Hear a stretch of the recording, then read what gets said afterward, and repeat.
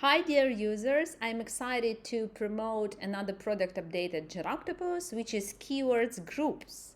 Right now you have a very handy tools which will help you to analyze not just keywords by keywords separately, but to analyze keywords groups. What is increasing, what is decreasing.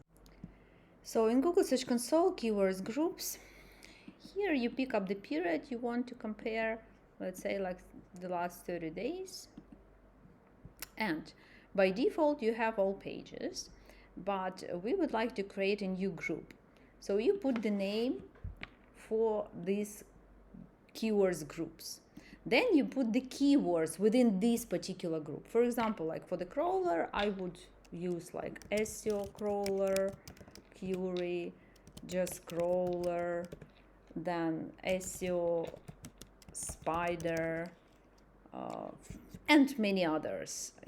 And there are the rules how it works. So if you put just words, it will contain, the query will contain such words.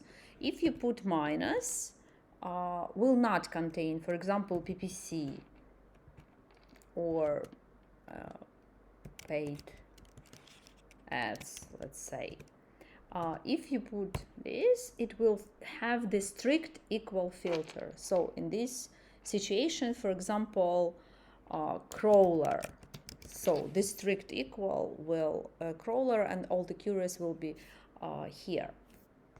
Also, you can insert the page URL. So you can either track the keywords or the URLs. You can use it in combination. It is optional, not obvious. So it's up to you. Then we push save. And we have this new group, which is crawler. And we have the general dynamics here in terms of impressions, in terms of clicks, CTR, etc. And you have all those filters available here. And then you can go into the details by the keywords within this keyword group, which is crawler, and you see what queries, which URL, the query visible rate, so how much time over this period of time it was visible, the dynamics of impressions by this particular query, and with this URL ranked by this query.